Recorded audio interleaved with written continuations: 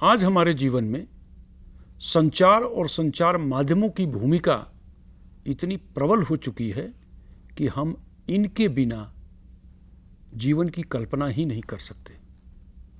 यदि मैं आपसे ये कहूँ कि क्या आप एक दिन का व्रत रख सकेंगे कि आप एक दिन के लिए समाचार पत्र नहीं पढ़ेंगे, टेलीविज़न पर कोई कार्यक्रम नहीं देखेंगे, रेडियो का कोई गाना नहीं सुनेंगे या समाचार नहीं सुनेंगे, इंटरनेट नहीं यूज करेंगे, एक दिन का व्रत रख लीजिए।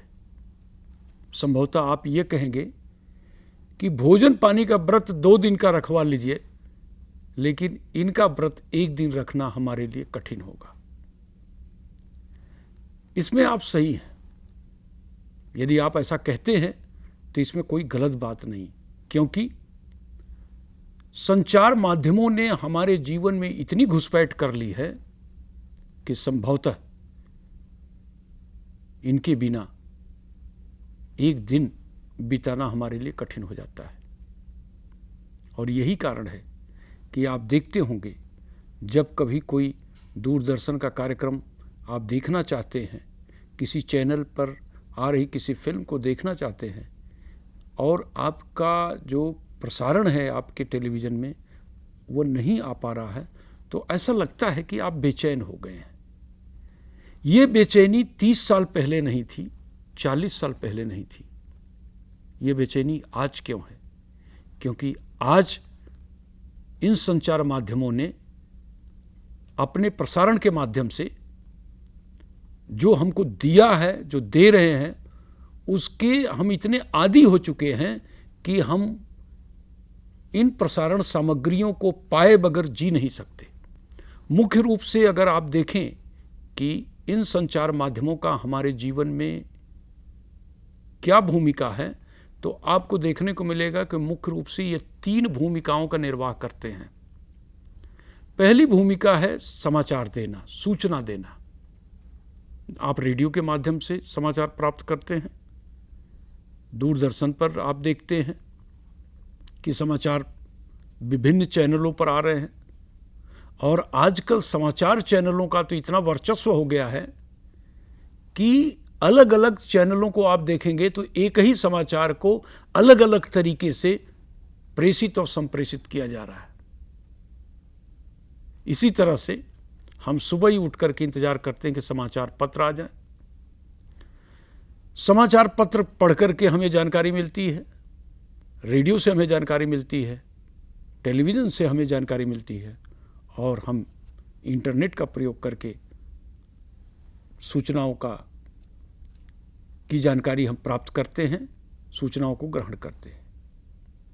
तो पहला काम है सूचनाओं का देना। दूसरा काम है मनोरंजन। सभी संचार माध्यम मनोरंजन के काम आते हैं। यहां तक कि जब आप किसी का फ़ोन सुनते हैं, आपके मोबाइल पर किसी का फ़ोन आता है और कोई अच्छा गाना, उस पर आपके पसंदीदा गाना कोई आता है, तो आपके चेहरे की बनावट अलग हो जाती है, और जिस व्यक्ति का फ़ोन आया है उससे बात करने में आपको कुछ अलग आनंद की अनुभूति होती है। तो यहाँ तक मैं कह रहा हूँ कि मोबाइल फ़ोन भी हमारे लिए मनोरंजन का काम कर रहा है। मोबाइल फ़ोन में बहुत सारे गाने आप रिकॉर्ड करके रख लेते हैं, और जब आप मॉर्निंग वॉक कर रहे हैं या आप फुर्सत के क्षणों में हैं, तो उन गानों को सुन करके आप मनोरंजित होते हैं।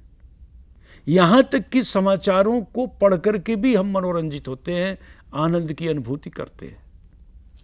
रेडियो पर गाने सुन करके, टेलीविज़न पर गाने और फिल्में देख करके, या कोई सांस्कृतिक कार्यक्रम देख करके हम मनोरंजन प्राप्त करते हैं। तो दूसरा काम जो है इन संचार माध्यमों का है मनोरंजन करना। और तीसरा कार्य जो है वो शिक्षा देना। संभवतः जब हम शिक्षा देने की बात करते हैं तो आम जनमानस के मन में ये बात उठ करके आती है कि ये संचार माध्यम कैसे शिक्षा देते हैं। लेकिन यहाँ पर मैं इस बात का खुलासा करना चाहूँगा कि चाहे अखबार को ले लें, चाहे आप रेडियो को ले लें, चाहे टेलीविज़न को ले लें, चाहे इंटरनेट पर ले लें, कुछ न कुछ बातें ऐसी आपको देखने को मिलेगी जो प्रत्यक्ष रूप से या अथवा परोक्ष रूप से आपको ज्ञान देती हैं, ज्ञान का मार्ग प्रशस्त करती हैं। समाचार पत्रों में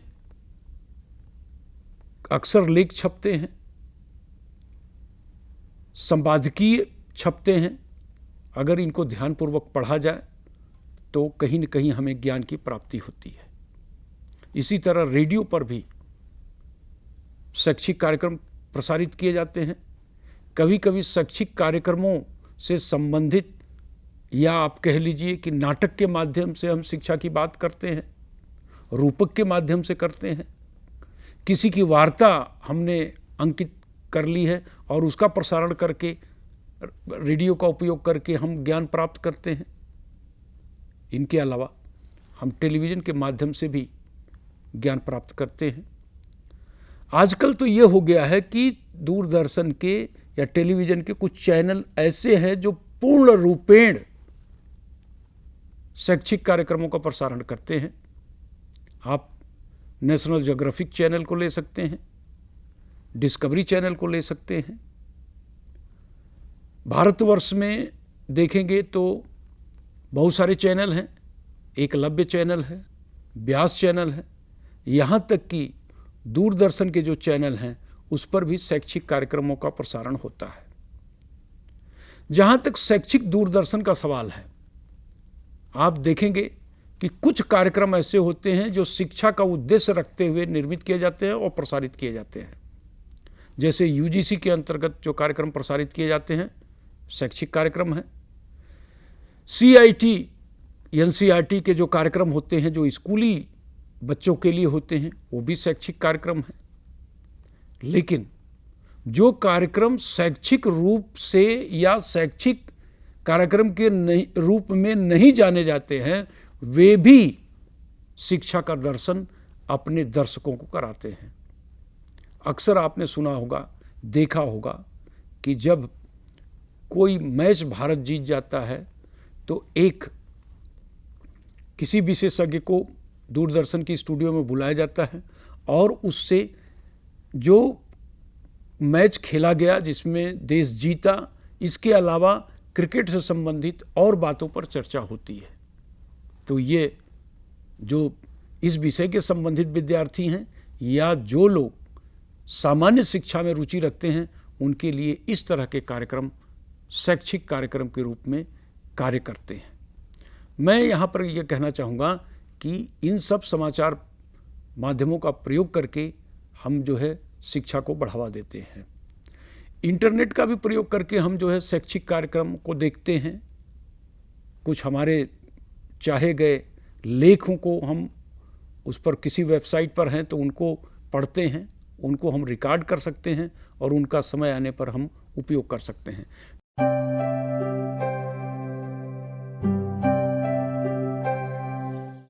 आइए अब चर्चा करते हैं कि संचार के कितने स्तर होते हैं और प्रत्येक स्तर की क्या विशेषताएं होती हैं। पहला संचार का स्तर है अंतर व्यक्तिगत संचार। अंतर व्यक्तिगत संचार के अंतर्गत एक ही व्यक्ति के अंदर समाचार लेने यानी सूचना अथवा संदेश देने और लेने दोनों का कार्य होता है। आप आश्चर्यचकित हो गए होंगे कि क्या इस प्रकार की भी संचार की कोई व्यवस्था है। आप सोचिए, जब आप कभी अकेले में बैठे रहते हैं और कभी ये विचार करते हैं कि ये कार्य कर लिया जाए और फिर दिमाग में आती है बात कि नहीं इसको नहीं करना चाहिए, इसका परिणाम गलत हो सकता है। फिर थोड़ी देर के बाद ये सोचते हैं कि ये कार्य कर लेना चाहिए।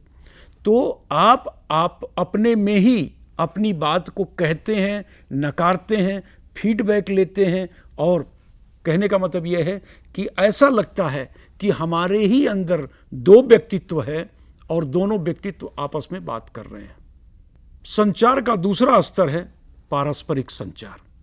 पारस्परिक संचार के अंतर्गत दो व्यक्ति आमने सामने बात करते हैं या कभी कभी ऐसा भी होता है कि टेलीफोन के माध्यम से दो व्यक्ति एक दूसरे से अपनी बात को पहुंचाने और प्राप्त करने का प्रयास करते हैं। इसको हम कहते हैं पारस्परिक संचार। पारस्परिक संचार में केवल दो ही व्यक्ति हैं जो आमने सामने अथवा किसी माध्यम से बातचीत कर रहे हैं। यहां पर देखिए, पारस्परिक संचार जब होता है तो थोड़ी कठिनाई होती है। आप कल्पना कीजिए कि आप पहली बार किसी व्यक्ति से मिल रहे हैं। जब आप पहली बार किसी व्यक्ति से मिल रहे हैं तो ऐसा नहीं हो सकता कि आप एकाएक उस व्यक्ति से सारी बातें अपनी बता दें और उसकी सारी बातें पूछ लें। थोड़ी झिझक होती है, थोड़ी हिचक होती है, और धीरे धीरे संचार की प्रक्रिया जब आगे बढ़ने लगती है तब दोनों व्यक्ति एक दूसरे के सामने खुल करके बात करने का प्रयास करते हैं। इस संचार में अगर हम देखेंगे तो जहां पर दो व्यक्ति संचार की प्रक्रिया में संलग्न हैं, दोनों संदेश देते हैं और दोनों संदेश लेते हैं, दोनों प्रतिपुष्टि देते हैं, दोनों प्रतिपुष्टि लेते हैं। कहने का मतलब यह है, यहां पर यह कहना कठिन हो जाता है कि कौन संदेश देने वाला है और कौन संदेश प्राप्त करने वाला है, कौन प्रतिपुष्टि लेने वाला है, कौन प्रतिपुष्टि देने वाला है। क्योंकि दोनों की सहभागिता समान रूप से होती है, दोनों इसके लिए जिम्मेदार हैं, इसलिए ये जो संचार की व्यवस्था है, जो पारस्परिक संचार होता है, वो तुलनात्मक रूप से काफ़ी कठिन होता है। तीसरे प्रकार का जो संचार का स्तर है वो समूह संचार कहलाता है। सबसे पहले ये समझने का प्रयास करें कि समूह किसे कहते हैं। आमतौर पर समूह दो व्यक्तियों से अधिक का बनता है, लेकिन उसकी भी सीमा होती है। अक्सर लोग कहते हैं कि जब 3 या 3 से अधिक और 17 या 17 से कम व्यक्ति एक साथ कोई कार्य करें तो समूह बनता है। अक्सर आपने देखा होगा, जब 3-4 मित्र कैंटीन में जाते हैं चाय पीने के लिए तो एक गोलाई में बैठ करके, बीच में टेबल होती है, गोलाई में बैठ करके चाय पीते हैं और संचार की प्रक्रिया संपादित करते हैं। यहाँ पर यह देखने को मिलता है कि कोई एक व्यक्ति इसमें संदेश देने वाला नहीं है, कोई एक व्यक्ति इसमें संदेश लेने वाला नहीं है। सभी संदेश दे सकते हैं, सभी संदेश प्राप्त कर सकते हैं, सभी प्रतिपुष्टि दे सकते हैं, सभी प्रतिपुष्टि ले सकते हैं। तो जब हम पारस्परिक संचार की से इसकी तुलना करेंगे तो ये देखने को मिलेगा कि उसमें दोनों व्यक्ति, पारस्परिक संचार में दोनों व्यक्ति हर कार्य के लिए जिम्मेदार हैं। यहाँ पर समूह में सारे व्यक्ति संदेश दे सकते हैं, संदेश ले सकते हैं। यहाँ पर यह देखने की ज़रूरत है, जो समूह संचार है उसमें एक व्यक्ति को बोलने का अवसर या संदेश देने का अवसर कम प्राप्त होता है, क्योंकि सबको लगभग समान अवसर मिलना चाहिए। ये समूह संचार की व्यवस्था होती है। तो जब हम समूह संचार की बात करते हैं तो समूह संचार एक, आप कह लीजिए, एक लोकतंत्रात्मक प्रणाली है संचार की, जिसमें सबकी सहभागिता, सबका आप कह लीजिए कि जो सहभाग है, जो योगदान है, वो जरूरी है।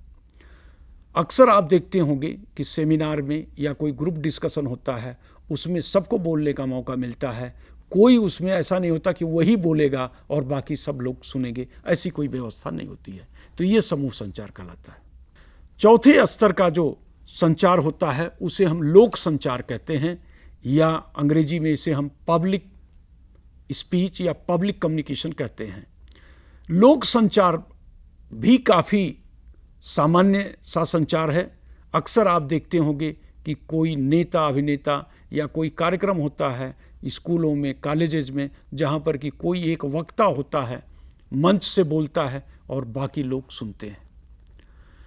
लोक संचार एक औपचारिक संचार है, जबकि समूह संचार उसकी तुलना में, लोक संचार की तुलना में कम औपचारिक है। जब आप ग्रुप में बैठते हैं तो आप अपने हिसाब से हिल सकते हैं, डुल सकते हैं, कभी इंटरवेन कर सकते हैं, मतलब थोड़ी फ्लेक्सिबिलिटी होती है। लेकिन जब आप पब्लिक संचार के सहभागी हैं तो निश्चित रूप से आपको एक निश्चित समय पर पहुंचना है, एक निश्चित वेशभूषा में पहुंचना है, एक निश्चित तौर तरीके से बैठना है।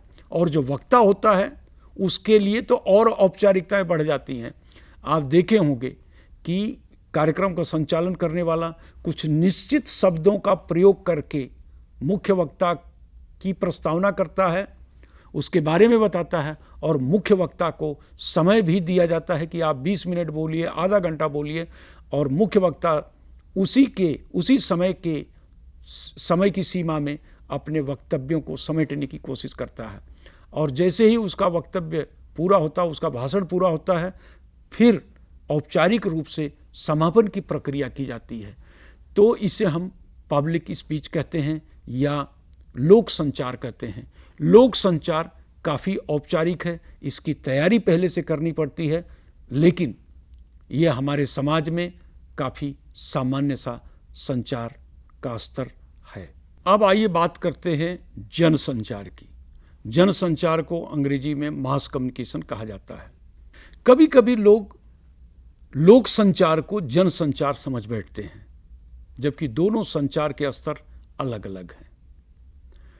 लोक संचार में सारी सुनने वाली जनता, श्रोता एक जगह बैठते हैं, जबकि जनसंचार में जो हमारा श्रोता होता है, जो दर्शक होता है, वो एक ही समाचार को, एक ही संदेश को एक ही समय में अलग अलग स्थानों पर बैठ करके प्राप्त करता है। जैसे टेलीविजन का कोई कार्यक्रम प्रसारित हो रहा है, तो जितने दर्शक हैं, जितने श्रोता हैं, अपने घरों में बैठे हुए हैं, अपने हिसाब से बैठे हुए हैं। कोई लेट के देखता है, कोई बैठ के देखता है, समय एक है, एक ही समय में वो कार्यक्रम आ रहा है, समाचार एक है, संदेश एक है, लेकिन सारे श्रोता दर्शक एक जगह नहीं बैठे हैं। ये लोक संचार में जबकि ये व्यवस्था है कि सारे दर्शक और श्रोता एक जगह बैठ करके सुनते हैं, जबकि जनसंचार में दर्शक अथवा श्रोता अलग अलग स्थानों में बैठे हुए हैं, लेकिन एक ही संदेश उनको मिल रहा है और एक ही समय में मिल रहा है। जनसंचार आज काफ़ी व्यापक हो चुका है और कभी कभी ये देखने को मिलता है कि ये पूरा विश्व जनसंचार के कब्जे में है, जनसंचार के अंतर्गत, जनसंचार के पकड़ के अंतर्गत आता है। आज आप देखेंगे भारत का लगभग 95% से अधिक जनता रेडियो प्रसारण वहाँ तक है और लगभग उतना ही टेलीविज़न का भी प्रसारण है। कुछ चैनल का प्रसारण वहाँ तक है। केवल कुछ भाग भारत के ऐसे हैं जहाँ पर कि रेडियो और टेलीविज़न की पहुँच शायद नहीं है, जबकि अन्य सारे भागों में ये दोनों जनसंचार माध्यम अपनी पकड़ बनाए हुए हैं, अपनी पहुँच बनाए हुए हैं। तो कहने का मतलब यह है कि जनसंचार एक ऐसा संचार का स्तर है जिसकी पकड़, जिसकी व्यापकता काफ़ी दूर दूर तक है और उसका प्रभाव भी उसी हिसाब से जनता पर, मनुष्य पर देखने को मिल रहा है।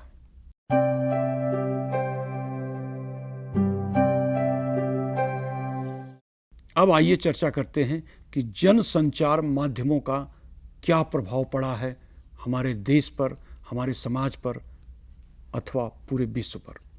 पहला जो प्रभाव देखने को मिला है वो ये है भूमंडलीकरण। भूमंडलीकरण का मतलब यह है कि पूरा भूमंडल, पूरा विश्व एक गांव जैसा हो गया है, एक परिवार जैसा हो गया है। आज बहुत सारे चैनल ऐसे हैं जिनको विश्व के अधिकांश भागों में देखा जा सकता है।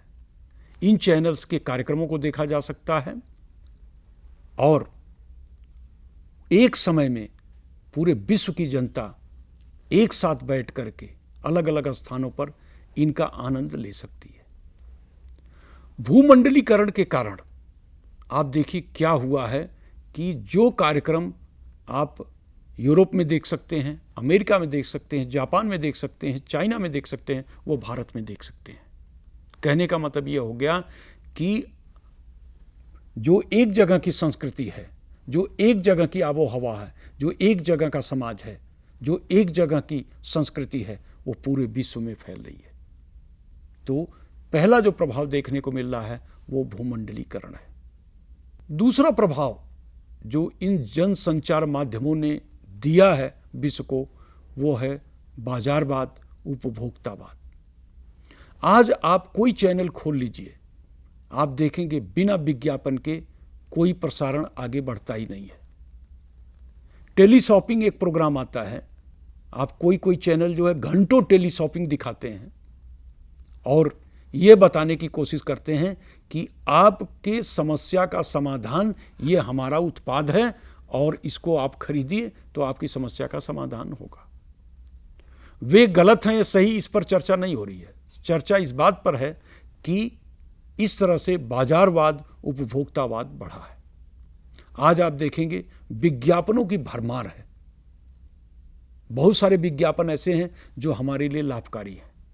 शायद विज्ञापन नहीं आते तो हम उन उत्पादों के बारे में जानकारी नहीं प्राप्त करते। तो ये कहना जो अक्सर सुनने में आता है कि विज्ञापनों ने कार्यक्रमों को देखने में बाधा पैदा करते हैं, जब जरूरत से अगर उनका ज़्यादा प्रसारण होता है निश्चित रूप से वो बाधा पैदा करते हैं। और अति तो किसी भी चीज़ की खराब होती है। तो अगर एक निश्चित संख्या में निश्चित आप कह लीजिए गुणवत्ता का विज्ञापन अगर प्रसारित होगा तो जनता को लाभ मिलेगा। लेकिन जो ये इसका प्रभाव है वो ये है कि बाजारवाद बढ़ा है, उपभोक्तावाद बढ़ा है। और आज आप देखिए, आज के समाज की तुलना अगर 40 वर्ष 50 वर्ष पहले के भारतीय समाज से करें तो उस जमाने में पैसा होते हुए भी लोग कोई चीज़, लग्जरी की कोई चीज़, विलासिता की कोई चीज़ नहीं खरीदते थे। लेकिन आज अगर हमारे पास, हमको कार का विज्ञापन देखा और हमने कार खरीदने के लिए पैसा नहीं है, तब भी जो है कर्ज लेकर के, बैंक से लोन लेकर के कार खरीदेंगे। तो कहने का मतलब ये है, ये एक उदाहरण है। इस तरह से बहुत सारे उत्पाद, बहुत सारे सेवाओं के उद्योग हमारे सामने उभर करके आ रहे हैं जो विज्ञापनों के जरिए हमारे पास पहुंच रहे हैं। और इस प्रकार बाजारवाद और उपभोक्तावाद बढ़ रहा है, जिसके मुख्य स्रोत ये जनसंचार माध्यम है। जहां एक तरफ बाजारवाद, उपभोक्तावाद बढ़ा है, निश्चित रूप से हम कह सकते हैं व्यापार और विपणन भी बढ़ा है। आज जनसंचार माध्यम व्यापार के साधन बन चुके हैं। इंटरनेट बैंकिंग के माध्यम से आज जो है, जो मनी का ट्रांजैक्शन है वो इतना फास्ट हो गया है कि आपने सामान खरीदा और आपने उसका पेमेंट किया, इसमें कुछ सेकंड, कुछ मिनट ही लगते हैं। तो ये संचार माध्यम व्यापार में भी काफ़ी अहम भूमिका अदा कर रहे हैं और इसके साथ ही साथ इन्होंने विपणन में भी काफ़ी तरक्की करने का अवसर प्रदान किया है। अब हम बात करते हैं शिक्षा और संस्कृति की। केवल भारत के परिवेश में देखें तो जनसंचार माध्यमों ने हमारे शैक्षिक जगत को भी प्रभावित किया है। केवल शैक्षिक कार्यक्रमों के जरिए ही नहीं, शिक्षा संबंधी, शिक्षा अवसरों की जानकारी इन संचार माध्यमों ने लोगों तक पहुंचा करके उन तबकों को जागरूक किया है जहां तक जानकारी नहीं पहुंच पाती थी। और जानकारी के अभाव में बहुत सारे योग्य नवयुवक और नवयुवतियां अवसर लाभ से वंचित हो जाते थे। तो एक शिक्षा का भी क्षेत्र है जहां पर संचार माध्यमों की भूमिका अहम रही है। दूसरा संस्कृति है। संस्कृत के प्रचार प्रसार में इन संचार माध्यमों ने एक बहुत ही बड़ी भूमिका अदा की है। जैसे आप देखिए, आप यहाँ बैठे हुए, अपने घर में बैठे हुए उड़ीसा का नृत्य देख सकते हैं, भरतनाट्यम देख सकते हैं, आप विदेशों के कार्यक्रम देख सकते हैं और उनके गाने सुन सकते हैं। उनके यहाँ गाँव में क्या होता है, किस तरह के रिचुअल्स हैं, किस तरह के रिवाज हैं, इनकी जानकारी आपको संचार माध्यमों के जरिए आपके घर तक पहुँच जाती है। तो संस्कृत के प्रचार प्रसार में भी संचार माध्यमों की भूमिका काफ़ी अहम है। और एक और महत्वपूर्ण भूमिका है जिसकी की चर्चा हम कर चुके हैं, मनोरंजन है। मनोरंजन के क्षेत्र में टेलीविज़न ने, रेडियो ने, फिल्मों ने, इंटरनेट ने काफ़ी बड़ी भूमिका का निर्वाह किया है। बहुत पहले से ही, केवल भारत में नहीं पूरे विश्व में फिल्मों ने मनोरंजन के लिए काफ़ी कुछ समाज सेवा की है। जब केवल फिल्में होती थी मनोरंजन का साधन, या आप कह लीजिए हमारे लोक साधन होते थे जिनका हमारे गाँव में, हमारे कस्बों में उपयोग करके लोग मनोरंजन प्राप्त करते थे के लिए। लेकिन आज का परिदृश्य काफ़ी बदला हुआ है। जैसे टेलीविज़न है तो टेलीविज़न पर बहुत सारे चैनल का प्रसारण है। आप फिल्म देखना चाहें तो फिल्म देख लें, गाने सुनना चाहें तो गाने सुन लें। लोगों को फिल्मों के बारे में कोई रिव्यू सुनना चाहते हैं तो वो भी सुन सकते हैं। कहने का मतलब यह है कि आज हमारे पास इन संसाधनों के प्रभाव के कारण हम घर बैठे तरह तरह के मनोरंजन के कार्यक्रम पा सकते हैं। एक और प्रभाव पड़ा है जिसे हम कहेंगे त्वरित सूचना प्राप्त करने का प्रभाव। आज ये हालत हो गई है कि कोई दुनिया में किसी भी कोने में कोई घटना दुर्घटना घटित होती है, उसकी सूचना आपको चंद मिनटों में आपके टेलीविज़न पर आ जाएगी, आपके मोबाइल फ़ोन पर आ जाएगी या इंटरनेट पर आ जाएगी और आप उन सूचनाओं से अवगत हो सकते हैं। पहले ये होता था कि आप देखिए कि कोई इलेक्शन होता था, उसका रिजल्ट का लोग इंतज़ार करते थे, और आज स्थिति यह हो गई है कि काउंटिंग भी मशीन के द्वारा हो रही है, और जैसे ही काउंटिंग होती है रिजल्ट इतना त्वरित आपके पास आ जाता है कि आप कभी कल्पना नहीं किए होंगे कि इतना त्वरित रिजल्ट, इतना त्वरित चुनाव के परिणाम आपके पास आ जाएंगे। आज ये स्थिति यह है कि आपका जो परीक्षा फल इंटरनेट पर आ जाता है, और जैसे ही इंटरनेट पर लोड किया जाता है, जो यूनिवर्सिटी की वेबसाइट है उस पर लोड किया जाता है, जैसे ही अपलोडिंग हुई वैसे ही आप इसको देख करके जानकारी प्राप्त कर सकते हैं। तो यह भी एक प्रभाव देखने को मिला है।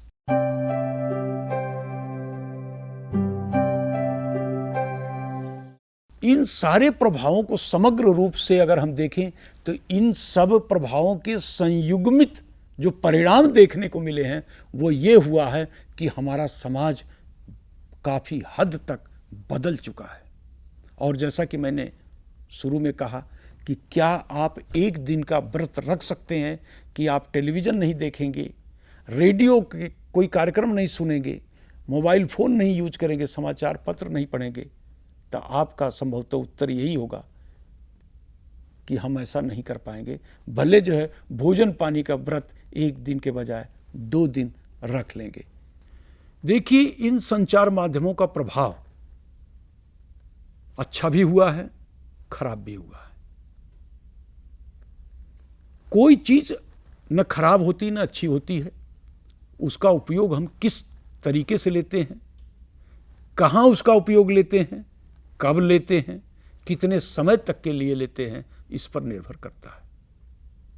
अगर आप चाहते हैं कि समाचार पत्र, रेडियो, टेलीविज़न, इंटरनेट, ये सारे जो जनसंचार के माध्यम हैं हमारे लिए, हमारे समाज के लिए लाभकारी हों, उपयोगी हों, तो निश्चित रूप से इसमें इन समाचार या आप कह लीजिए जनसंचार माध्यमों की भूमिका या आप कह लीजिए जिम्मेदारी उतनी नहीं है जितनी कि हमारी और आपकी है। हमें क्या देखना है, क्या सुनना है, कब देखना है, कब सुनना है, कितनी देर के लिए किसी कार्यक्रम का अवलोकन करना है, यह हमारे और आपके विवेक पर निर्भर करता है। कितना भी कोई अच्छा कार्यक्रम क्यों न हो, अगर अति करेंगे तो निश्चित रूप से नुकसान ही उसका परिणाम हमें प्राप्त होगा। तो मैं ये कहना चाहूँगा कि इन संचार माध्यमों का उपयोग हम अगर अच्छाई के लिए करते हैं, इसकी उपयोगिता दर्ज करते हैं, तो निश्चित रूप से हमारे लिए, हमारे मानव समाज के लिए ये समाचार माध्यम या जनसंचार माध्यम वरदान साबित होंगे।